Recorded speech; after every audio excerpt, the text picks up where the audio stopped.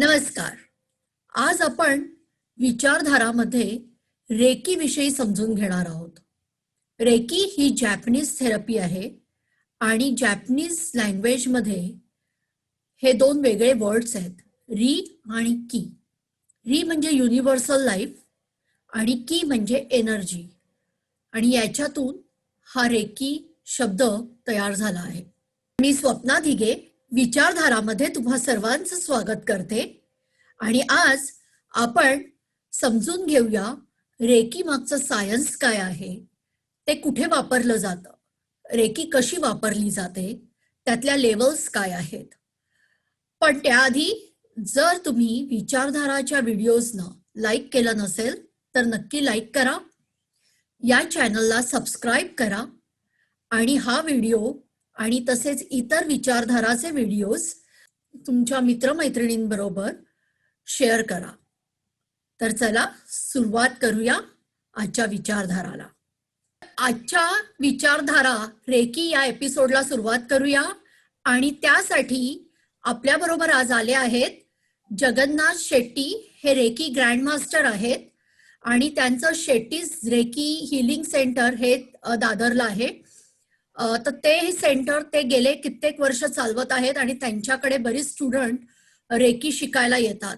आणि त्यांच्याबरोबर त्यांच्या एक स्टुडंट डॉक्टर अंजना महेश्वरी या गायनॅकोलॉजिस्ट आहेत, त्या सुद्धा आपल्याबरोबर आल्या आहेत. शेट्टी सर आणि डॉक्टर अंजना मॅडम, तुम्ही या शो मध्ये आज आला, तुमचे मनपूर्वक स्वागत करते विचारधारामध्ये. थँक्यू. थँक्यू. तर शेट्टी सर, मला सुरुवात तुमच्यापासून करायची आहे. तुम्ही जरा सांगाल का की तुम्ही रेकी कधी शिकलात आणि त्या शिकण्यामागे काय कारण होतं? मी रेकी नोव्हेंबर 1995 शिकलो आणि रेकी शिकण्याचा उद्देश तसा काय फार काय नव्हता की मी बँकर आहे. पूर्वी मी इंडियन बँकेत जॉब करत होतो. तिथे एक माझा कलीग हा रेकी शिकलेला होता आणि त्यांनी मला या रेकीबद्दल थोडं माहिती दिली की बिन औषधाने कोणत्याही दुखणे बरे करता येईल, हा त्याच्याकडून माहिती मिळाली. पण मला करा वाटेना. पण त्यांनी बऱ्याच वेळा मला आग्रह केल्यानंतर मी सुरुवातीला एक कोर्स केला आणि त्यापूर्वी मला पाय लचकलेला होता आणि त्याला बऱ्याच काय उपाय करून बरा होत नव्हता. मग त्यांनी तो व्यंकटेश पै नावाचा माझा तो कलिग त्यांनी मला माहिती दिलेला होता. तर त्याच्याकडे मी पहिल्यांदा उपचार घेतले. त्याच्यानंतर मी एक आवड म्हणून पहिल्यांदा मी आणि माझ्या मिसेस रेकीला शिकण्याच्या कामाला सुरुवात केली. अच्छा. पण मग रेकी मागचं सायन्स काय आहे? सायन्स ऍक्च्युली हा पूर्ण जग एनर्जी आहे, ऊर्जेने बनलेली आहे. अच्छा. हे ऊर्जा ज्या दिवसापासून कोणत्याही जिवंत असलेल्या मानव म्हणा, प्राणी किंवा झाडं हे ज्यावेळेला या निसर्गामध्ये येतात त्याने एक लाईफ फोर्स एनर्जी म्हणजे ऊर्जेपासून कनेक्ट केलेलं असतं आणि ही शक्ती सर्वांकडे पहिल्या दिवसापासून शेवटपर्यंत असते. अच्छा. सुरुवातीच्या काळात ते खूप व्यवस्थित असते आणि ते आपल्या शरीरामध्ये एनर्जी सेंटर्स आहेत, त्याला चक्र म्हणतात. आणि जसं आपले लाईफस्टाईल चेंज होतात, स्वभाव बदलतो, म्हणजे ऍक्च्युली त्याच्या काही गोष्टी अशा आहेत की नेहमी आपल्याला त्या ऊर्जेतून कनेक्ट राहायला पाहिजे. कनेक्ट राहण्यासाठी नेहमी सकारात्मक विचार, चिंता न करणं, द्वेष न करणं, या सर्व गोष्टी आहेत. ज्या वेळेला माणूस त्या गोष्टी पाळत नाही, मग त्याचे ते चक्र डिस्टर्ब होतात आणि ते एनर्जी सतत जे आपल्याला मिळतोय त्यात अडथळे होतात आणि सेंटरमध्ये. मग हा सेंटर वरती प्रयोग करायचे असतात. हा प्रयोग केल्यानंतर ते सेंटर क्लिअर, जसा एखादा चॅनल ब्लॉक झाला की त्याला क्लिअर करतात, त्याप्रमाणे हा रेकी जे लोक शिकले ते ऊर्जेने ते एनर्जी सेंटर क्लिअर करतात. थोडक्यात हे काय नवीन काय नाही. पूर्वीपासून जेव्हापासून निसर्गाच्या उत्पत्ती झाल्या तेव्हापासून ही शक्तीचा माहिती लोकांना आहे. पूर्वीच्या काळात साधू संत याचा उपयोग करायचे साधना करून आणि लोकांना त्यांच्या त्या ऊर्जेतून उपचार करायचे. आता अच्छा. हे बोला. काही वर्षापूर्वी जपानमध्ये डॉक्टर मिकाय उसी नावाच्या एका प्रोफेसरनी या गोष्टीचा शोध लावला आणि खूप सोप्या पद्धतीने हा चक्र जागृत करून सर्वसामान्य माणूस स्वतःचा आणि इतरांचा प्रयोग करू शकतो. अच्छा. हे थेरपीचा शोध लावला. पण मग मला तुम्ही जे आता एक्सप्लेन केलं ना की चक्र असतात, तर कुंडलिनी जागृत होते जेव्हा कुंडलिनी मेडिटेशन लोक करतात, आणि कुंडलिनी जागृत करण्याचे पण आजकाल खूप प्रयोग चालले आहेत. तर मग कुंडलिनी मेडिटेशन किंवा कुंडलिनी जागृत करणं आणि रेकी याच्यात मग काय फरक आहे? ते चक्र जागृत करून ऍक्च्युली ते कुंडलिनी जागृत करता येते. ते जे साधू संत पूर्वी जे तपस्या करायचे ते कुंडलिनी जागृत करूनच ते ऊर्जा मूलाधार चक्रातून सहस्र चक्रापर्यंत पोहोचून त्या कुंडलिनी शक्तीचा उपयोग करायचा. ओके. पण ते कुंडलिनी जागृत करताना जर योग्य गुरुकडे जर केले नाही, त्याची पूर्ण माहिती नसेल, त्यातून काही विपरीत परिस्थिती होण्याची शक्यता असते. पण व्हेरॅज रेकी मध्ये ते कुंडलिनी जे जागृत करण्याचा प्रकार नाही आहे, पण त्या कुंडलिनी शक्ती जागृत करून जे काय शक्ती प्राप्त करते ते खूप सौम्य पद्धतीने त्या रेकीच्या चक्र जागृत केल्यानंतर स्वतःवरती आणि इतरांवरती करता येते आणि ह्याच्यातून कुठेही साईड इफेक्ट होणार नाही. म्हणजे ओके. 5 वर्षाच्या मुलापासून 90 वर्षाचा वयस्कर माणूस सुद्धा त्याचा प्रयोग करू शकतो. त्यामुळे जसं ते प्रॅक्टिकल जे कुंडलिनी शक्ती जागृत करून ते प्रयोग करतात, तसा हे प्रकार नाही आहे. दोन्ही थोडा बहुत जे काम कुंडलिनी जागृत करून करतात ते ह्याच्यातूनही होईल, पण कुंडलिनी शक्ती जागृत करण्यासारखा हा प्रकार नाही. ओके. तर मी आता डॉक्टर अंजना तुम्हाला विचारते की तुम्ही गायनेकोलॉजिस्ट आहात, तर आप गायनेकोलॉजिस्ट है, तो फिर आप एक डॉक्टर के हैसियत से काम करती है हॉस्पिटल्स में, आप पेशेंट के साथ आपने वो स्टडी किया है, तो आप कैसे क्या रेकी की तरफ इंट्रोड्यूस हो गई? पहले तो विचारधारा में आने के लिए मैं सबको धन्यवाद देती हूँ आपको, और आपका सबका स्वागत करती हूँ। एक्चुअली शुरू से ही मेडिसिन के फील्ड में ही रहे हैं, लेकिन जैसे जैसे हम मेडिसिन का फील्ड में किया, मेडिसिन दिया, सबको ट्रीटमेंट किया, लेकिन कहीं ना कहीं ऐसा लगता था कि भाई केवल मेडिसिन के अलावा और भी जो होलिस्टिक हीलिंग है वो भी काफ़ी पेशेंट को बहुत अच्छे से काम आई। तो उसके लिए फिर मैंने योगा में मेरा इंटरेस्ट था, तो मैंने योगा सीखा। योगा में टीचर्स ट्रेनिंग कोर्स भी किया। वहीं पर मुझे मेरे जो फ्रेंड्स थे, मेरा इंटरेस्ट देख के उन्होंने बोला कि आप रेकी भी सीखिए। तो फ्रेंड्स के थ्रू मेरे को इंट्रोड्यूस हुआ कि रेकी भी एक सीखना चाहिए, वो भी एक बहुत अच्छा फील्ड है, मतलब बहुत अच्छी चीज है सीखने के लिए। पर एज अ डॉक्टर क्या आपने पहले बिलीव किया कि रेकी वर्क हो सकती है? आपका विश्वास कैसे हुआ इसके ऊपर? एक्चुअली एज ए डॉक्टर तो पहले मुझे योगा में भी विश्वास नहीं था। अच्छा। मेरे को पूरा विश्वास मेडिसिन पे ही था कि जो कुछ भी है वो मेडिसिन है। लेकिन मेडिसिन का भी क्या, एक टाइम तक ही उसका असर रहता है। वो अगर आप नहीं बराबर से पूरा, उसका कुछ चीजें ऐसी होती है जिससे वो वापस रोग आपको आ जाता है। अच्छा। तो योगा से जब हमने उन्हीं पेशेंट्स के अंदर बोला कि भाई आप योगा भी कीजिए साथ में, तो उनका रिजल्ट बहुत अच्छा आया।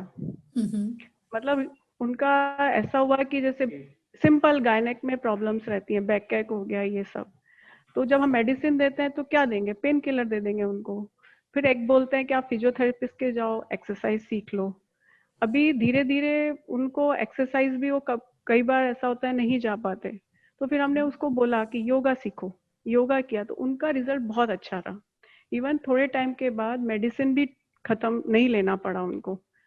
इसी तरह से जब मुझे उसका रिजल्ट मिला तो मुझे फिर इंटरेस्ट हुआ कि इसमें मैंने फिर रेकी के लिए मैंने किया। तो आप कभी आपके जो पेशेंट्स हैं उनको रेकी रिफर करती है? अभी मेरे को सीखते हुए अभी 1 साल ही हुआ है, अभी 1 साल से ही मैं सर के टच में हूँ, लेकिन इसके रिजल्ट्स बहुत अच्छे हैं हम्म, डेफिनेटली, क्योंकि जिस तरीके से सर सिखाते हैं और मतलब सर के कांटेक्ट में हम लोग रहते हैं कंटिन्यू, तो मैंने 1-2 लोगों को बोला कि आप सीखिए, तो उन्होंने जो उनको था प्रॉब्लम वो काफी सॉर्ट आउट हुआ विद मेडिसिन। मेडिसिन भी वो ले रहे थे, ऐसा नहीं है बंद किया, वो कभी नहीं बंद करने का, लेकिन इसके साथ आप ये भी सीखते हैं तो उसका रिजल्ट बहुत अच्छा है। अच्छा. तर शेट्टी सर, मला तुम्ही सांगा की हे रेकी मध्ये पण वेगवेगळे प्रकार आहेत, तर ते जरा मला एक्सप्लेन करा ना, म्हणजे ते वेगळे प्रकार काय आहेत? आता आम्ही जे रेकी शिकवतो ते ट्रेडिशनल रेकी, म्हणजे ऍक्च्युली आता रेकीचे जे ट्रेडिशनल रेकी जे डॉक्टर मिकायो उसी म्हणून त्यांनी शोध केलेला आहे. हम्म, त्यानंतर आता काही काळांतराने काही लोकांनी त्यात काय ऍडिशन केले, लामा पेरा, करुणा रेकी मी पण शिकवतो, त्यात काही गोष्टी त्यांनी ऍड करून हे केले. आणि थोडक्यात म्हणजे आता ते मार्केटमध्ये लोकांना म्हणजे काही ना काही त्यात नाविन्य हवं असतं आणि त्या पद्धतीने लोक ते इंट्रोड्यूस करतात. पण माझ्या ज्यापर्यंत अनुभव आहे आता 25 वर्षामध्ये, जे आम्ही ते डॉक्टर उसीनी जे शिकवलेलं आहे त्या ट्रेडिशनल रेकीमध्ये 100% साधा सर्दीपासून कॅन्सर पर्यंत सर्व दुखणे बरे होतात. फक्त दुखण्यासाठीच मर्यादित नाहीये. ओके. म्हणजे एखाद्या विद्यार्थ्याचा अभ्यास मधला प्रगती हवा असेल, कोणाला आर्थिक प्रॉब्लेम असेल, कोणाला रिलेशनशिप प्रॉब्लेम असेल, या सर्व गोष्टीतून ज्या ट्रेडिशनल रेकीच्या आणि आपल्या विचारांचा उपयोग करून ते आपल्याला सॉल्व्ह करता येते. तर तुम्ही म्हणालात की रेकीमुळे, म्हणजे ट्रॅडिशनल रेकीमुळे फक्त हिलिंग, असं फिजिकल इंजुरीज वगैरे असं नाही, दुखणी नाही, पण आर्थिक काही प्रॉब्लेम असेल किंवा लोकांना दुसरे अभ्यासात, लहान मुलांना अभ्यासात जर काही प्रोग्रेस हवा असेल तरी तुम्ही हिलिंग करता. पण जर एका दृष्टीने विचार केला तर सायकोलॉजिकली, म्हणजे आर्थिक माणूस, आता आपण जर एक्झाम्पल घेतलं तर एखाद्याला समजा आर्थिक काही नुकसान झालेलं आहे, तर शक्यतो त्याची मानसिक स्थिती खालावली जाते. म्हणजे आर्थिक नुकसान झाल्यामुळे मनावर परिणाम होतो किंवा टेन्शन्स येतात, स्ट्रेसफुल लाईफ असतं, आणि ते कमी करण्यासाठी तुम्ही रेकी करता. पण एक नॉर्मल जर लोकांनी मेडिटेशन जे केलं तरी त्याचं पण स्ट्रेस लेवल, म्हणतात ना, मेडिटेशन ही स्ट्रेस लेवल कमी होते. मग त्याच्यात तुम्ही कसा काय फरक हे कराल की रेकी, नॉर्मल मेडिटेशन आणि रेकी याच्यातून म्हणजे कसं तुम्ही एक्सप्लेन कराल का, काय डिफरन्स आहे? आता मेडिटेशन मध्ये काय असतं की 100% मनावरती एकाग्रता हवं आहे आणि त्याला कुठेही डिस्टर्बन्स नसताना ते करायला पाहिजे. जिथे डिस्टर्बन्स असेल त्या ठिकाणी मेडिटेशन होणार नाही, त्याला 100% फोकस करावं लागेल. जास्त करून मेडिटेशन जे करतात ते श्वासोच्छवासावरती फोकस करून माइंड स्टेबल करण्याचा प्रयत्न करतात. व्हेअरएज रेकीचा तसा काही प्रकार नाहीये.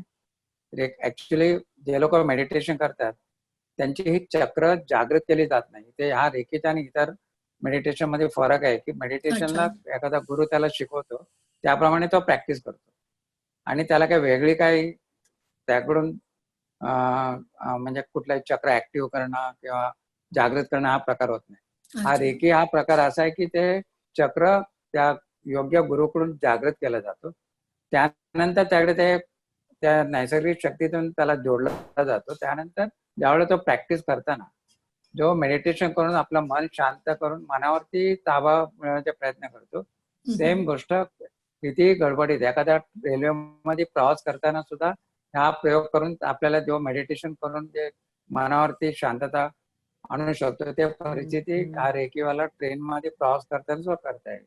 आणि थोडक्यात म्हणजे मेडिटेशन करून मानसिकता व्यवस्थित करण्याचे प्रयत्न करतात. ऍक्च्युली इथे रेकीच, आता तुम्हाला मी मगाशी सांगितलं की आर्थिक परिस्थितीत त्याचा प्रॉब्लेम झाला असेल, नुकसान झालं असेल, तो मन कंट्रोल करण्याचे मेडिटेशन करतात. पण इथे हा मानसिकता जे तो डिस्टर्ब असेल, डिप्रेशन मध्ये असेल, ते जेव्हा प्रॅक्टिस करणार त्यावेळेला तो डिप्रेशन मधून बाहेर येईल. आणि त्यानंतर जे लोक डिप्रेशन मध्ये असतात त्यांना ते नको आहे त्या गोष्टीवरती विचार करतात. आणि जे विचार केल्यामुळे as per law of attraction तुम्ही जे विचार करता ते कळत जातं आणि त्याला कळत नाही की मी काय करतोय, पण तो जे नको आहे त्या गोष्टीवरती तो एनर्जी देत असतो. वेळेस ज्यावेळेला रेकी शिकल्यानंतर तो स्वतः स्टेबल होऊन म्हणजे त्याला हवंय त्या गोष्टीवरती फोकस करण्याची त्याच्याकडे मानसिकता तयार होते. हा फरक येत आहे. मेडिटेशन म्हणजे आणि ते कोणी करू शकत नाही. ज्याला मनावरती एकाग्रता करता येईल ते लोकच करू शकतात. किंवा 5 वर्षाचा मुलगा तो मेडिटेशन करणं अशक्य आहे, किंवा एखादा 90 वर्षाचा आजोबा मेडिटेशन करणं शक्य नाही. पण रेकी 5 वर्षाचा मुलगा शिकून सुद्धा करू शकतो, 90 वर्षाचा वयस्कर माणूस सुद्धा करू शकतो. म्हणजे तुमच्या याच्याप्रमाणे ज्या रेकी कोणी स्वतः करतं सेल्फ हिलिंगसाठी वगैरे, तर त्याच्यासाठी ते कॉन्सन्ट्रेशनची गरज नसते असं असं तुम्ही सांग. अ, आत- 100%. अच्छा, लेवल्स पण आहेत रेकीच्या, राईट? तर आता त्याबद्दल आता सुरुवातीला जे बेसिक कोर्स असतो त्या कोर्समध्ये चक्र जागृत केल्यानंतर जो जो हिलर असतो, जो शिकलेला माणूस स्वतःवरती काही शारीरिक दुखणे असेल औषधाच्या सोबत करू शकतो, किंवा विदाउट औषध सुद्धा हे स्वतःवरती प्रयोग करू शकतो. पहिल्या गोष्ट दुखणे तर बरे करू शकतो. आणि ज्याला काही त्रास नाही त्याला रोज प्रॅक्टिस केल्याने त्याच्या एनर्जी लेवल एकदम बेस्ट राहील, माइंडसेट पॉझिटिव्ह राहील. अच्छा. आणि जसा योगा केल्यानंतर माणूस एकदम एनर्जेटिक राहतो, किंवा काय लोक जिम मध्ये जाऊन वर्कआउट करतात.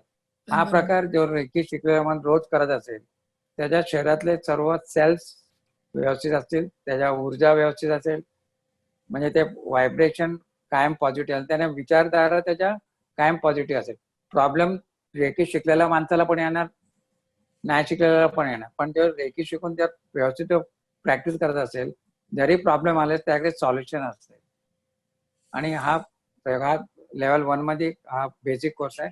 स्वतःला स्पर्श करून बरं करता येईल, दुसऱ्यांना बरं करता येईल, दुसऱ्यांचा ओके. स्पर्श करावा लागेल. अच्छा. दुसरी जे डिस्टन्स हिलिंग म्हणतो आम्ही, त्यात दुसरं लेवल आहे. त्याच्यामध्ये जर समजा एखादा माणूस कितीही लांब असेल या जगामध्ये, तर तो दुसरा लेवल केलेला माणूस, जसं आपल्या मोबाईलवरती आपण समजा एका जागेवर दुसरा किती लांब असल्या माणसाला डायल करून बोलू शकतो, त्याप्रमाणे तो इतर माणसांना तो उपचार करू शकतो. पण ज्याला आपण उपचार करतो त्या माणसाला याची माहिती हवंय की कोणीतरी माझ्यावरती प्रयोग करतो, आणि त्याची परवानगीशिवाय त्याला देता येणार नाही. कारण इथे जो ऊर्जा घेणारा असतो, रिसिव्ह करणारा, तो इम्पॉर्टंट आहे. ओके. आणि त्या दुसऱ्या लेवलमध्ये एक प्रोटेक्शन प्रकार आहे, म्हणजे स्वतःला आपण प्रोटेक्ट करू शकतो. जसा लोक बाहेर जाताना मास्क घालून जातात, पण 100% फुल प्रूफ नाही. पण हा रेकीचे जे प्रोटेक्शन आहे, आपले जे ओरा प्रोटेक्ट केला जातो, त्यामुळे कुठलाही हे नको त्या गोष्टी होत असेल त्यातून आपण डायव्हर्ट होऊ आणि आपल्याला प्रोटेक्शन मिळेल.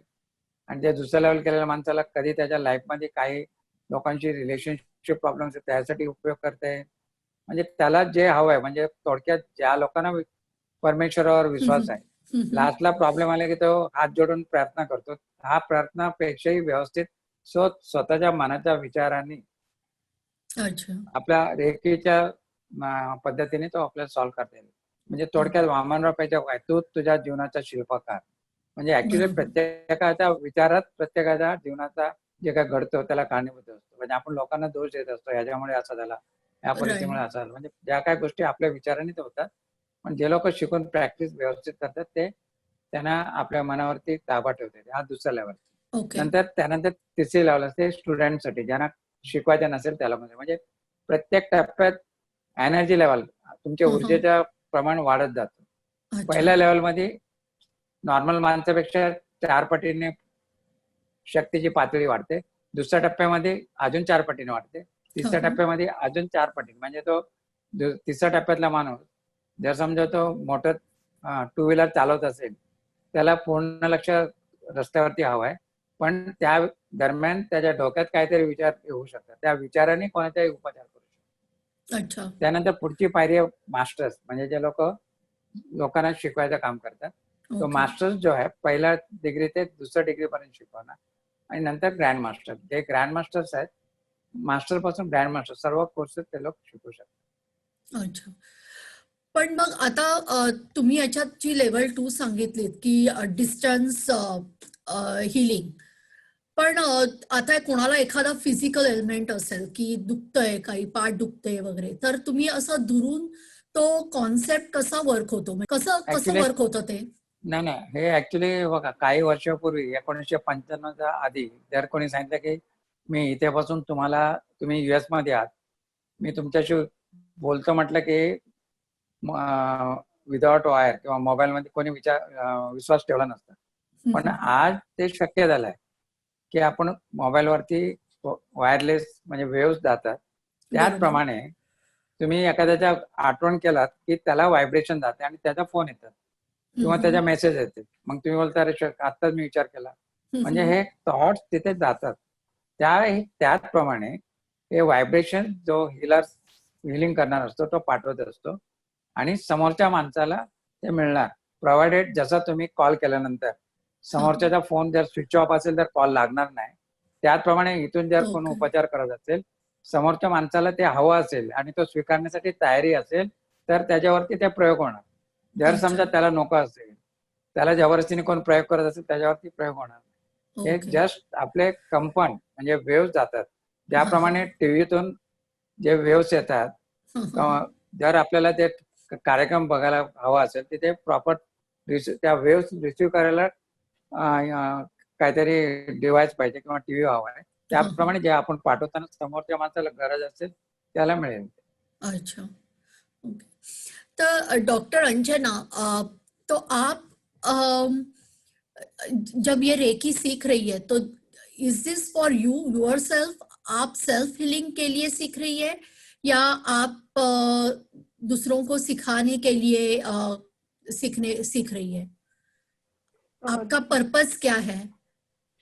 दिस इज जस्ट नाउ जिस लेवल पे मैं अभी हूँ वो तो सेल्फ हीलिंग के लिए ही है, पर अभी थोड़ा थोड़ा जिस तरह से टाइम मिलेगा तो मैं ये चाहती हूँ कि मैं औरों को भी हेल्प करूँ, आगे भी मैं सिखाऊं लोगों को, ये ऐसा है। आप आपका एक कोई पर्सनल एक्सपीरियंस बता सकती है रेकी के बारे में? या रिसेंटली अभी रिसेंटली अगस्त में मेरी डॉटर को एक स्किन इन्फेक्शन हुआ था, जो बोलते हैं पिटियासिस रोजिया मेडिकल लैंग्वेज में। और उसमें क्या होता है कि पूरी बॉडी पे आपके स्किन पे थोड़े लाइक चिकन पॉक्स जैसे हो जाते हैं, फ्रॉम नेक से नीचे पूरा बॉडी पे। तो काफी हो गया था। तो एज यूजुअल मैंने अपने डर्मेटोलॉजिस्ट से कंसल्ट किया, उन्होंने मेडिसिन शुरू कर दिया। अभी उन्होंने बोला कि डेफिनेटली सेल्फ लिमिटिंग डिजीज है, अपने आप ठीक होता है और टाइम लेता है। बट मेरी डॉटर्स के एग्जाम थे तो अभी इतना टाइम लेगा वो मालूम नहीं कितना टाइम लेगा। 12 to 16 वीक्स उसको लगता है, तो ये तो बहुत बड़ा टाइम हो गया। और उन्होंने जो मेडिसिन दिया था उसमें ज्यादातर सिम्टोमेटिक था, कि लोशन दे दिया उन्होंने लगाने के लिए, प्लस एंटीहिस्टामिनिक की इचिंग वगैरह कम हो, क्योंकि उसमें पूरा बॉडी में बर्निंग और इचिंग सेंसेशन होता है। अच्छा। तो 3-4 डेज 1 वीक तक हमने यूज किया, बट उतना रिलीफ उसको नहीं मिला। एंड एंटीहिस्टामिनिक से नींद ही नींद आ रहा था उसको, सबको आता है, ड्रॉप्सी फील करते हैं तो नींद आता है। तो फिर मेरे को एकदम से ध्यान आया, मैंने सर को फोन किया, कि बोलते हैं कि चलो सर से ही बात करते, क्योंकि 2-3 लोगों से मैंने अपने फैमिली फिजिशियन से भी पूछा, तो उन्होंने एक और मेडिसिन उसमें ऐड कर दिया। तो ऐसे सब ऐड किया, लेकिन उतना उसको रिलीफ नहीं मिल रहा था, वो स्प्रेड हो रहा था, इचिंग भी था। तो वो डॉक्टर बोले वो रहेगा अभी at least 15 to 20 days. After 1 week I called sir कि सर ऐसा ऐसा हुआ है, आपने बोला था कि दूसरों को भी हीलिंग, मतलब इट्स माय फर्स्ट एक्सपीरियंस कि आप दूसरों को भी दे सकते हैं। तो इसके लिए फिर मैंने सर को कांटेक्ट किया, तो सर ने मुझे बताया नहीं आपने सीखा है, मैंने 3 लेवल तक सीखा है, तो आप दे सकते हो दूसरे को, और वो तो आपकी डॉटर है। तो मैंने कहा ठीक है, अभी सब मेडिसिन उसका चल रहा है, सब कुछ चल रहा है, एग्जाम्स भी पास आ रहे हैं, तो इतना देर तो नहीं अपन लगा सकते कि आप 1 मंथ तक इंतजार कर रहे हैं। Then sir told me how to do, मैंने वो किया वैसे। तो I saw with in 1 day, like मैंने आफ्टरनून में सर से बात किया होगा, मॉर्निंग में वो डॉक्टर आके बोलती मम्मी मुझे ईचिंग बहुत कम है, मैं अपना एंटीहिस्टामिनिक लूं कि नहीं लूं, because I am feeling drowsy और मुझे पढ़ना भी है। तो it's like surprising for me कि like it's my first experience, तो जो मैं शेयर कर रही हूँ आपके साथ में। तो किसी को देने का सबसे फर्स्ट मैंने अपनी डॉटर को ही दिया हो कि, तो ओके। वो बोली नहीं मुझे अभी ठीक है, क्या मैं डोज आधा कर दूं क्या, क्योंकि मुझे बहुत नींद आ रहा है। तो मैंने कहा नहीं अभी ठीक है। फिर विद इन 1 वीक उसको काफी रिलीफ हो गया, और जो डोज वो 3 टैबलेट्स ले रही थी 1 टैबलेट पे आ गई, ओके। 1 टैबलेट पे आ गई, और ईचिंग बर्निंग सब बहुत कम हो गया। फिर आफ्टर 15 डेज तो उसने पूरा मेडिसिन ही बंद कर दिया, केवल she is using that lotion, emollient lotion. तो वो भी मैंने उसको बोला कि ले लो ये तो लगाओ। तो this is my amazing experience I have. Okay. Yeah so Shetty sir, मला तुम्हाला आता विचारायचं आहे की आता जसं तुम्ही जे एक्सप्लेन केलं ना की हे एनर्जी रेकी म्हणजे पूर्ण एनर्जी तुम्ही जनरेट करता तुमच्या चक्रांवर फोकस करून, म्हणजे चॅनल्स ओपन करून. आता असंही होऊ शकतं की ती एनर्जी चांगल्या कामासाठी जर वापरली गेली नाही, म्हणजे असं कोणी तुम्ही शिकवता एवढ्या लोकांना, पण त्यातलं कोणी असंही होऊ शकतं की जे चांगल्या कामासाठी जर नाही वापरली तर नेगेटिव्हली पण वापरू शकतात का ते? पहिल्यांदा म्हणजे रेकी हा एनर्जी कोण जनरेट करत नाही. अच्छा. ऑलरेडी ते निसर्गामध्ये आहे.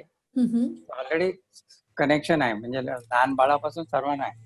पण अच्छा. त्यांच्या काही लाईफस्टाईल म्हणा, त्यांच्या जे त्या नियम काय पाळला गेला नसल्यामुळे ते blockage.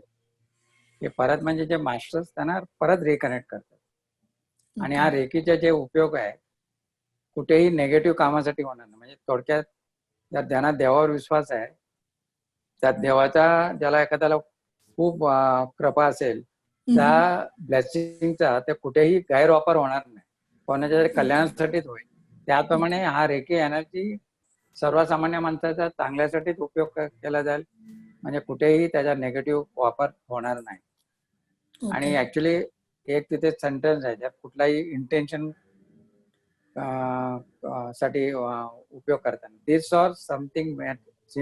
Or something better manifest for me with the best and I good to all concern. For example, एखाद्याला प्रमोशन हवं आहे, पण त्याला प्रमोशन हवं आहे म्हणून तो प्रेयर करणार, पण प्रमोशन करताना इतर लोक सुद्धा डिझर्विंग कॅन्डिडेट असतील, त्यांना ना मिळता याला मिळणार नाही. पण या स्टेटमेंटमुळे काय होईल, त्यांनाही मिळेल, यालाही मिळेल. म्हणजे ऍक्च्युअली कोणाच्याही नुकसान करून आपलं काम होणार नाही, कोणाच्यासाठी नुकसान होईल अशी काम होणार. अच्छा. ओके. पण आता तुम्ही बरेच रेकीचे ऍडव्हान्टेजेस सांगितलेत, पण काही डिसएडव्हान्टेजेस तुमच्या मते काही आहेत का रेकी जेव्हापर्यंत शिकता? जेव्हापर्यंत माझा अनुभव आहे, मला तरी कुठे असं त्याच्या काही डिसएडव्हान्टेज नाही. ओके. पण मग म्हणजे मला आता एक, हा बोला. पण ज्याला त्याला पूर्ण माहिती नाही तो काय त्याच्या पद्धतीने काहीतरी सांगेल, पण ते ऍक्च्युअली जे प्रॅक्टिकली त्याच्या डिसएडव्हान्टेज काहीच नाही. ते लोक प्रॉपरली त्याचं काम करतात, बिलकुल काही नाही. पण मग असं असताना पण अजून ते ही एक ऑल्टरनेट थेरपी जरी असली, आपण आता म्हणतो हॉलिस्टिक अप्रोच आहे, पण तरी तो अजून सर्व लोकांपर्यंत असा ऍक्सेप्ट झाल्यासारखा वाटत नाही अजूनही, राईट? पण ते काय माहितीये ना, कालांतराने होईल. म्हणजे अच्छा. आता ऍक्च्युली आम्ही ज्यावेळेला सुरुवातीला 25 वर्ष आधी शिकवत होतो, त्यावेळेला हे माउथ टू माउथ पब्लिसिटीने व्हायचं. म्हणजे ऍक्च्युली मला माझ्या कलिगनी सांगितलं, नंतर मी शिकल्यानंतर मी 30 एक लोकांना एका महिन्यात माझ्या नातेवाईकांना मी घेऊन गेलो. पण आज परिस्थिती बदललाय. आज रेकीबद्दल तुम्हाला गुगलवर टोटल इन्फॉर्मेशन आहे, वेबसाईट आहे, त्यामुळे लोकांना याच्या खूप माहिती आहे. आणि एक 10 वर्षापूर्वी रेकी कोण शिकत होते? 40+ लोक शिकत होते. बरोबर. जर समजा ते तरुण मुलं आहेत, जे 25-30च्या घरातले लोक, त्या वेज मधले मुलं आहेत, या गोष्टीला विश्वास ठेवत नव्हते. पण आज खरं म्हणजे बघायला गेलं तर या ग्रुप मधले मुलं जास्त येतात. याच्या अवेअरनेस आहे, पण लोकांना माहिती नाही. पण लोक ते समजून घ्यायला सुद्धा मागत नाही. पहिल्यांदा म्हणजे कोणाला जरी तुम्ही सांगितलं की औषधाशिवाय दुखणे बरे होतात, लोकांचा म्हणणं असतं मग हॉस्पिटल बंद होईल. म्हणजे लोक ऐकून घ्यायला सुद्धा तयार नसतं. जे लोक येतात त्यांचे सर्व रस्ते बंद झाल्यानंतर काहीतरी करून बघूया म्हणून प्रयत्न करतात बऱ्याच लोक.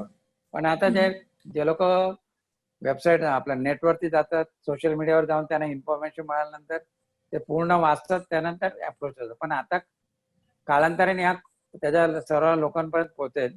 पण आता पूर्वीपेक्षा आता खूप लोकांना जे जाणीव आहे, अवेअरनेस आहे.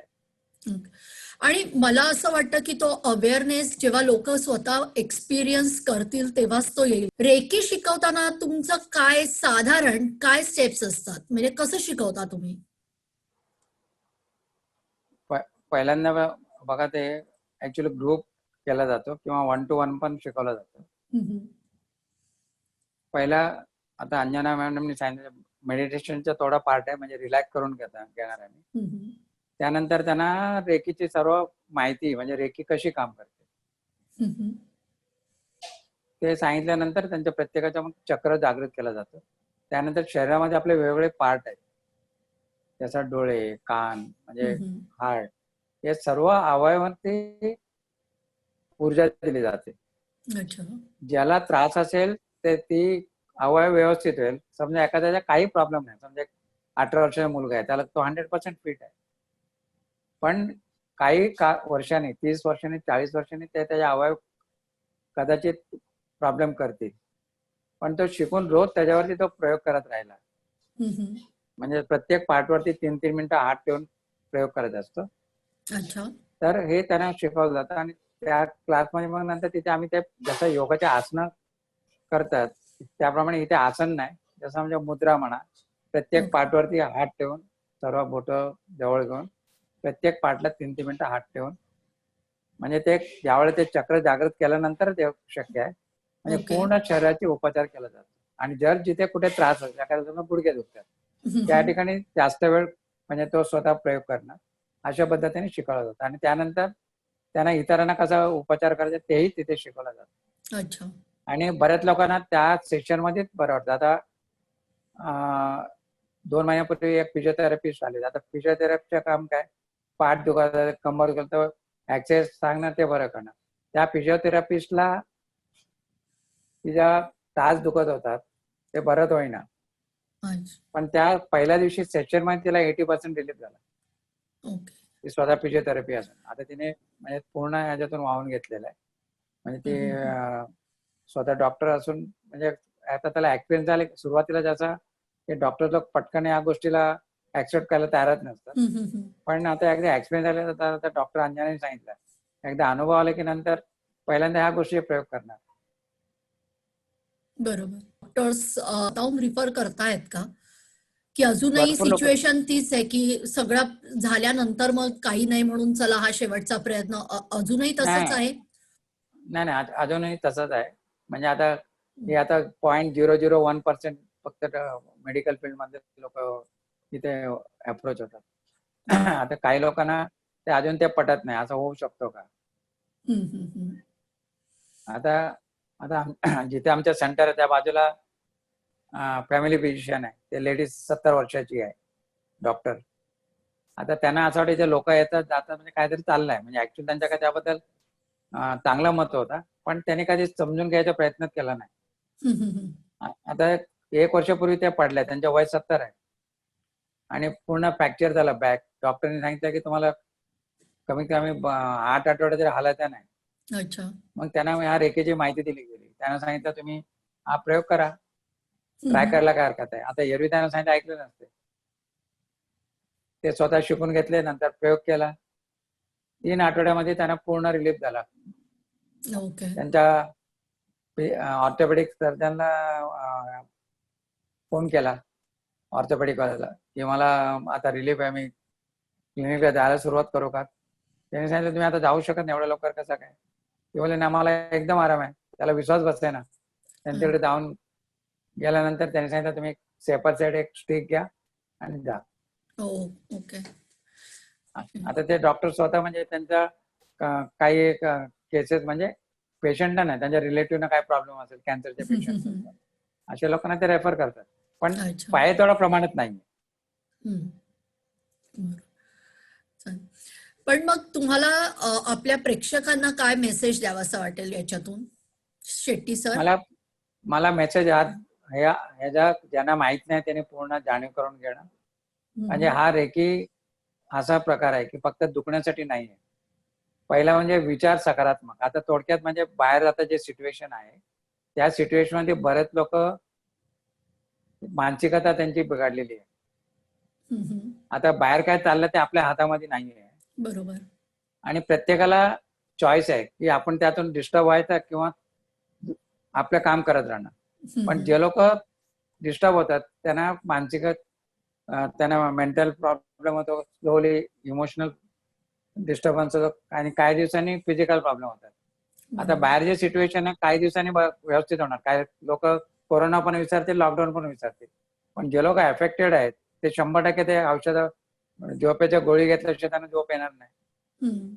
पण जर ह्या लोकांनी सर्वांनी म्हणजे ऍक्च्युअली त्याच्यात शिकवलं जातं काही तत्व आहेत, त्या प्रिन्सिपलने जर वागायला गेले तर घरात एकदम आनंदी वातावरण राहील. म्हणजे एखाद्या घरात तुम्ही जे पॉझिटिव्ह ऍटमॉस्फिअर जे हवं आहे ते पूर्ण त्या घरातला ऍटमॉस्फिअर चेंज होऊ शकतो. म्हणजे हा जो थोडक्यात म्हणजे लॉकडाऊन मध्ये सर्व ठिकाणी हॉस्पिटल बंद, डॉक्टर बंद. कित्येक लोकांना आशय झाला की डॉक्टर नाही काय करत. काही डॉक्टर एंटरटेन पण करत नव्हते. पण जिथे लोक रेकी शिकलेले होते त्यांना हा प्रॉब्लेम झालाच नाही. आता माझ्याकडे एक केस अशी आली की त्या बाईला स्पायनल कॉर्डचं ऑपरेशन होता पण लॉकडाऊन मुळे ते पुढे गेला. पण तिला एवढा दुखत होता, नंतर तिने रेकीकडे वळली आणि शिकून आता तिच्या पाठीला पूर्ण रिलीफ आहे आणि ते सर्जरीच करायचं होतं. पण हे जर प्रत्येकाने शिकून घेतला म्हणजे ते औषधाकडे धाव घेण्यापेक्षा पहिला हा प्रयोगाने आपल्याला बरं करता येईल. आणि थोडक्यात प्रत्येकाच्या शरीरामध्ये स्वतःला बऱ्या करायची ताकद आहे. रेकी हा सपोर्टिंग सिस्टम आहे. तुमच्या मनामध्ये एवढी शक्ती आहे की तुम्ही स्वतःचे दुखणे बरे करू शकता. ज्याप्रमाणे तुमच्या हाताचा बोट कट झाला की काही वेळाने ते ब्लड क्लॉट होतो, त्याचप्रमाणे शरीरामध्ये काही घडला शरीराकडे त्या गोष्टीला पूर्ण बऱ्या करायची क्षमता आहे. काही वर्षापूर्वी लोक एवढे हॉस्पिटल पण नव्हते, एवढे दुखणे पण नव्हते. लोकांना प्रॉब्लेम झाला की काय त्रास झाला की ते रेस्ट करायचे आणि ते बरं व्हायचे. जसं आज बघा जे अॅनिमल्स आहेत त्यांना ज्यावेळेला काही प्रॉब्लेम झाला की ते फास्टिंग करतात, रेस्ट करतात आणि ते स्वतः बॉडी रिकव्हर करते. तसं आपलं प्रत्येकाच्या शरीरामध्ये आपल्याला रिकव्हर करायची ताकद आहे, क्षमता आहे. तर आपण जर सर्वांनी एक ह्या प्रिन्सिपल फॉलो करून हे जे शिकले तर बऱ्याच गोष्टी दुखण्यापेक्षा एक आनंदी जीवन जगू शकते. ओके.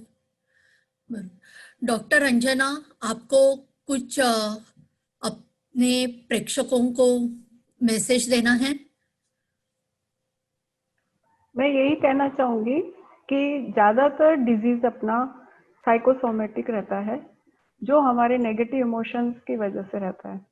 सबसे पहले जरूरी है कि हम अपना इमोशंस अपने को पॉजिटिव रखें. तो अगर कोई भी आपको डिजीज है आप मेडिसिन जरूर लीजिए, लेकिन अगर साथ में दूसरे और उपचार कर सकते हैं, कोई भी होलिस्टिक हीलिंग, तो उसकी हेल्प लेने में कुछ भी हर्ज नहीं है. चाहे योगा है, मेडिटेशन है, रेकी है, जो भी आपको अच्छा लगता है. रेकी इसलिए क्योंकि उसमें रिलैक्सेशन काफी है और मैंने जैसे पहले भी बोला कि उसमें पॉजिटिव फॉर्मेशन बहुत ज्यादा है जो आपको पॉजिटिव बनाती है. योगा के अंदर भी आप पोस्चर करते हैं, सब करते हैं और करके उसको इतना ध्यान नहीं देते हैं, लेकिन इसके अंदर थोड़ा सा फायदा इसलिए है, थोड़ा सा तो नहीं बोलूंगी, काफी फायदा इसलिए कि वो पॉजिटिव बहुत बनाती है आपको. और जैसे जैसे आप करते जाते हैं वैसे आपका एटीट्यूड बहुत पॉजिटिव होता जाता है. आप उसी चीज को किस तरीके से, उसी परिस्थिति में आप पहले भी थे और अभी भी हैं, लेकिन उसको आप किस पॉजिटिव तरीके से आप सोच रहे हैं वो सबसे ज्यादा इम्पोर्टेंट होता है. तो मेरा यही मैसेज है कि आप मेडिसिन तो ठीक है, लेकिन उसके साथ अगर होलिस्टिक हीलिंग में ये भी लेंगे तो बहुत अच्छा है. ओके. तर शेट्टी सर आणि अंजना मॅडम, तुम्ही विचारधारामध्ये आज आलात आणि आपल्या प्रेक्षकांना रेकी बद्दल खूप सारी माहिती दिलीत. त्याबद्दल तुमचे मनापासून धन्यवाद. थँक्यू. थँक्यू.